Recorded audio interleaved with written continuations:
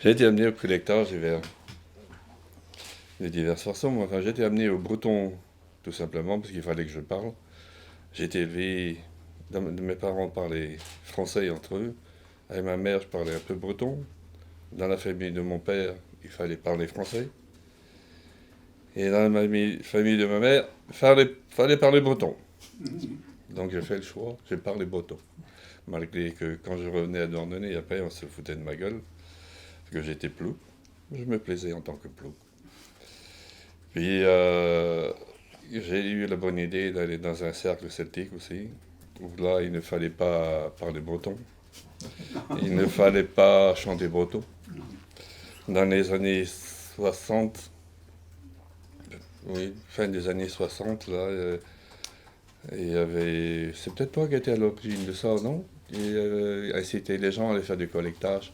Et je sais qu'il y avait eu il y avait eu un magnétophone qui avait été donné au cercle pour aller faire du collectage. Et moi, j'ai jamais eu le droit de mettre les mains dessus, parce que de toute façon, les chansons en breton, ça dit rien, ça n'intéresse personne. Donc, on entendait à Douarnenez quelques chansons en breton lors des gras, lors des noces, parce que alors les noces, elles étaient dans les rues encore. Et c'est c'est par Loïs Ropars que j'ai eu goût au chant, parce que par les cercles celtiques, pendant l'hiver, on organisait des journées dites d'amitié. On se tirait tous dans les pattes, mais enfin, c'était journée d'amitié quand même. Et là, ils faisaient venir des gens de Brasparts et de Pulawen, là, et je trouvais ça bien. J'ai découvert le. Enfin, oui, on avait tourné un peu le Canadiscan à la radio, mais comme disait mon père, qu'est-ce qu'il dit? C'est là, ça fait que faire la la la. Et quand j'ai vu les chanteurs et les chanteuses de Canadiscan, j'ai été très intéressé, évidemment. Enfin, je les écoutais de loin, ça, simplement. Et après, bon, bah, il y a eu un désert. Et en 78, donc, Bernays Rose avait fondé une antenne d'Astum à Quimper. Et j'y suis allé. Et là, je regrette, mais je pense juste le contraire de tout ce que j'ai entendu jusqu'à maintenant. Quand on est allé sur le bord de la côte, enregistrer les gens, et sur la côte, ils chantent beaucoup en marteau, là. Et on disait, alors Steve, il gagne en daar, il va gagner. Il était vraiment pas estimé par les gens de la côte. Et j'avoue que j'ai jamais, au point de vue chanson, je n'ai jamais accroché avec Steve Edmond, musicien, c'est autre chose. Ouais. Et bon, il y avait un UR ou Daspinerian, mais qui n'appartenait pas au Daspinerian. Je ne sais pas ce qu'on a nommé ça, Bénin, qu'il appartenait. Les bandes, tu disais que non seulement elles étaient chères, mais encore souvent elles étaient de mauvaise qualité. Et ça couinait quand on enregistrait quelqu'un. On a découvert des gens qui étaient très intéressants, évidemment. Mais à l'époque, c'était les chants qui nous intéressaient. Comme il n'y avait pas de fric et que les bandes coûtaient cher. Donc, on faisait tant de mari, il poussait sa chansonnette et puis on coupait le magnéto après pour économiser les bandes. Alors qu'on a vu des témoignages qui avaient été très riches.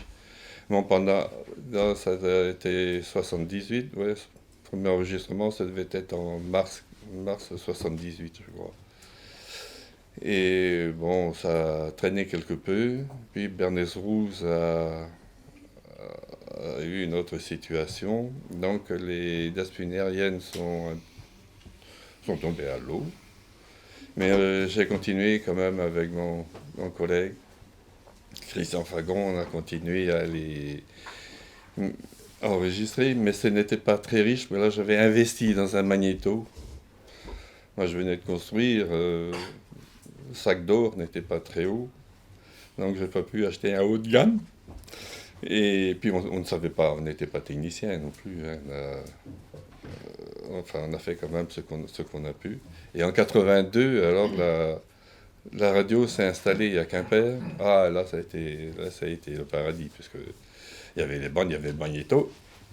Et j'étais payé, encore en plus. Alors là, évidemment, bon, il n'y a plus du tout, c'était plus la même pointure, hein. Évidemment, on choisissait toujours les chansons, mais bon, ça c'est diversifié après. Puis les Aspinériennes, on a de l'île de Saint jusqu'à Pont-Aven, ce qui dit déjà pas trop mal. Mais après, bon, pour la radio, vraiment, ça m'a permis de chercher, circuler aux quatre coins du pays bretonnant. Quand j'avais le temps, parce que j'étais ouvrier charcutier, j'étais ouvrier en salaison, à l'usine. Donc j'avais que le samedi après-midi pour... hop, voilà, on avait arrêté de travailler le samedi matin déjà. Donc il y avait le samedi pour aller... Mais il fallait prospecter quand même aussi, hein. Pas aller... L'adresse n'était pas assumée toutes les semaines. Donc là, il fallait aller chez les gens. Et je n'avais qu'une demi-heure. Puis c'est pareil aussi, ben, je suis passé à côté de beaucoup de riches témoignages. Et quand j'ai eu 2 heures d'émission, 2 heures, 3 heures, ben, tout le monde n'est pas resté m'attendre, hein. Je n'avais plus affaire à la même génération. Et j'ai fait ça jusqu'en 94. Mais enfin, pas continuellement. Il y a eu des longs arrêts de travail. Et après, depuis 94, ben, je ne fais plus rien. Maintenant, c'est le contraire. C'est les jeunes qui viennent me voir. Mais moi, je n'ai pas de répertoire perso. Les chants que j'ai appris, c'est puisque j'ai enregistré les gens, je sais pas. Dans ma famille, on ne chantait pas. Du côté de mon père, on chantait, mais en français. Du côté de ma mère, on ne chantait pas, on bossait. Non, j'ai découvert moi-même la culture en la faisant découvrir aux autres. Je me suis rendu compte que pour un peu j'étais la seule famille, ou une des seules familles de toute la région de Pont-l'Abbé qui chantait pas un trimartol.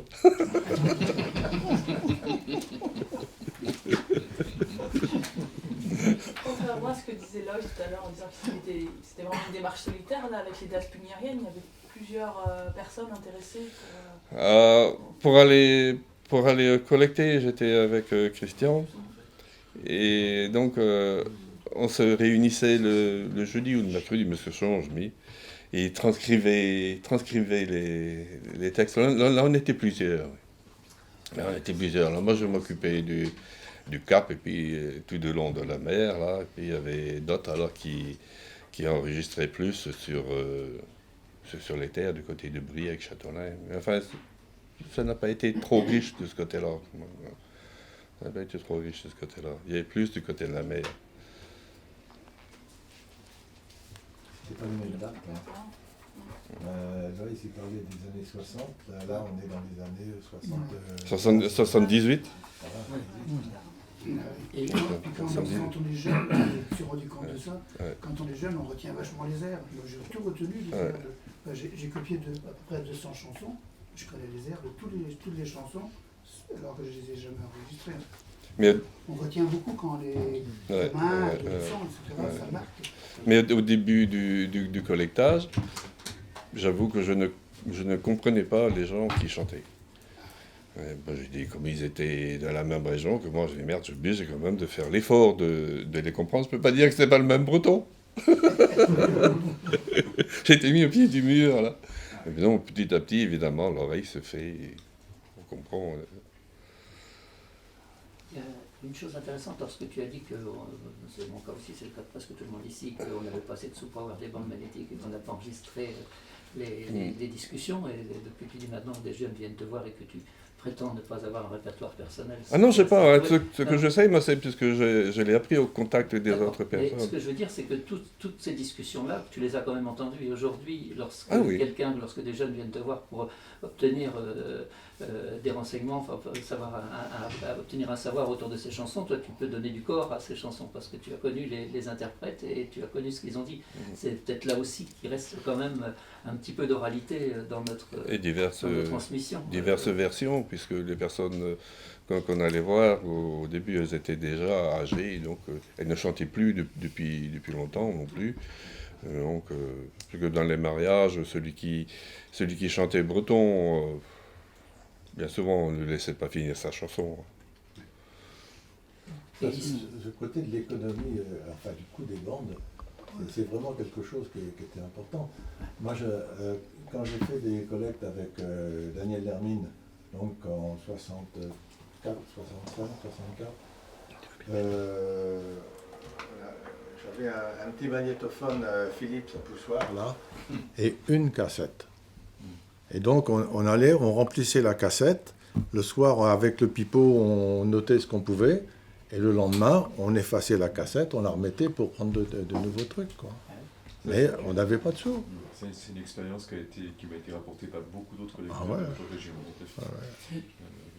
Oui, mais les premières collectes qu'on a fait, moi je peux chanter par cœur et même quasiment redire tout ce que les gens m'ont dit en 74 ou 75, celle que je fais cette année ou l'année dernière. Si j'ai pas de magnétophone, moi, le cerveau il est décati. Hein, alors donc en fait on enregistrait, mais on l'absorbait même sans matériel, et au fur et à mesure du temps, le rapport il évolue. Sauf que moi je me rappelle qu'avec Daniel, on rentrait le soir, il y avait des chansons qu'on n'arrivait pas à retranscrire parce que ça ne correspondait pas au trou du pipeau. Et quand on a voulu les retrouver,